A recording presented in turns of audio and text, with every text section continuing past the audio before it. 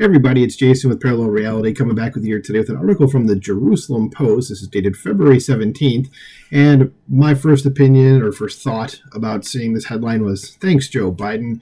The headline is, Al-Qaeda resurfaces in Afghanistan with new training camps in Islamic schools.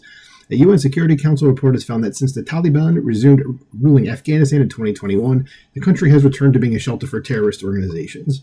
And there you go. Thanks, Joe Biden. Thank you so much for that. So let's see what the article says. It says the Al-Qaeda terrorist organization is having a resurgence in Afghanistan under the ruling Taliban, setting up 8 new training camps outside 5 madrasas, Islamic educational institutions, around the country, a report from the UN Security Council in late January has revealed. The report said that the training camps are located in various provinces, including Ghazni, Laghman, Parwan, and Uruzgan. It also lists sites used by Al-Qaeda to move its operatives in and out of neighboring Iran, and said that a new base to stockpile weaponry has been established in the Panjshir Valley north of the capital, Kabul. So the group maintains safe houses to facilitate the movement between Afghanistan and the Islamic Republic of Iran in the provinces of Herat, Farah, and Helmand, with the additional safe house locations in Kabul, the report said. It says this accommodation of Al-Qaeda within Afghanistan has validated long-standing fears voiced by many observers regarding the country once again becoming a safe haven for terrorist organizations under Taliban rule. Shaheen Modaris, an international security analyst specializing in Iran affiliated with the Center for Middle East and Global Order think tank, that's a deep breath, told the media line. Yeah, again, some of these people with titles that are just like, here's my business card, and my business card is actually like an actual piece of like cardboard. Large piece. It's like a box that someone just carved out to be like, here you go. This is because my title won't fit on a regular business card.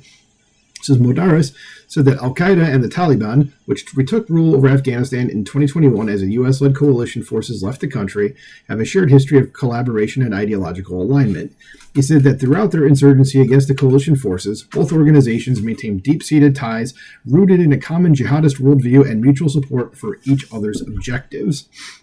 Silva Boltuk, managing director at the Special Eurasia Business and Geopolitical Intelligence Platform, told the media line that the political instability sparked in Afghanistan since the return of the Taliban has provided a conducive setting for the resurgence of terrorist operations. Yay! So we've just made the whole world less safe. Thanks, Joe Biden. It says there has been a notable escalation in terror attacks, from roadside and suicide bombs to rocket and mortar fire, direct fire, kidnappings, and violent crimes, Boltic said, adding that many incidents targeting religious sites occurred during religious festivals. She said that Islamic State Khorasan province, a regional branch of the extremist Islamic State group, has been involved in ongoing hostilities, targeting ethnic minorities and government establishments. In addition, other extremist groups such as Tehreek-e-Taliban Pakistan and its breakaway faction Jamaat-ul-Ahrar have been active in the country. The report also said that suicide bomber training camps for Tehreek-e-Taliban Pakistan have been set up in Kunar province. So the relationship between the Taliban and Al-Qaeda remains close, and the latter maintains a holding pattern in Afghanistan under Taliban patronage, the report said. Once again, we get to the end of the section, and I just have to say, thanks, Joe Biden. So it says Al-Qaeda's presence benefits the Taliban. It says Modara said that apart from the historic ties and ideological similarities between the two groups, Al-Qaeda's presence provides the Taliban with strategic advantages, including access to experienced fighters, operational expertise, and potential leverage in regional dynamics.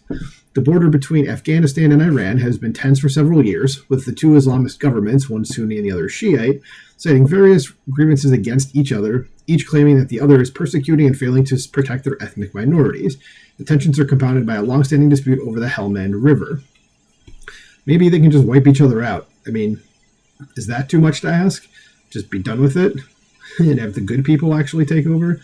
Boltic said that in the early 2000s, a slight migration of Al-Qaeda leaders towards Iran took place, and Iran arrested many of them, holding them for use in any prisoner exchanges in the case of conflict with Afghanistan.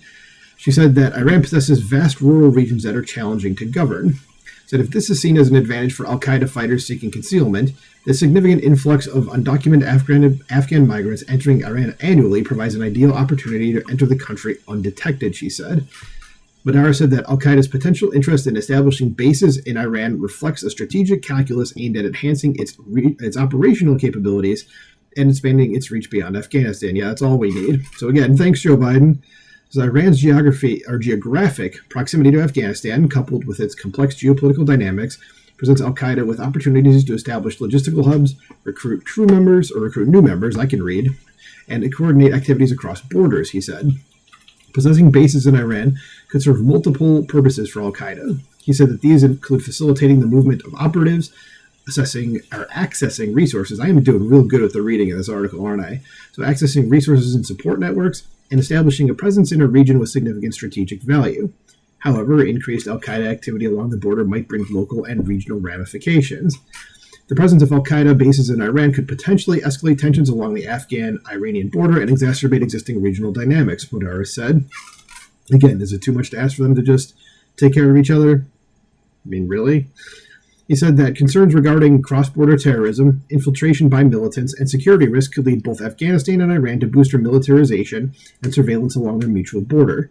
This escalation could exacerbate tensions and potentially result in incidents. This could also lead to further diplomatic complications between the two countries. So Afghanistan and Iran may perceive each other as threats or adversaries, leading to a cycle of suspicion, hostility, and potentially actions that can lead to escalation, Modaris said. Additionally, he said that increased tensions along the Afghan-Iranian border might disrupt trade, worsen ethnic and sectarian rifts, and escalate local conflicts.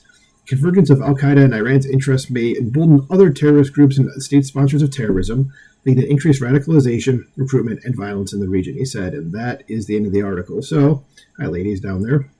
So what do you guys think about this? I don't know much about the geopolitics of this area besides Iran and Al-Qaeda are both bad. I mean, the group running Iran, not the country. The people are fine, the regular folks. But Al-Qaeda is bad. Iran is bad. Like what else is there? Like, if they were to somehow just mutually offset each other and just be done, what happens? I legitimately don't know, and I'm wondering if anybody that hears this would answer that question for me. But besides that, would you go ahead and blame Joe Biden for this? I mean, pull out of Afghanistan, you can see what's happening. So let me know what you think about this in the comments below. Like, share, subscribe, and I will talk to you soon. Bye.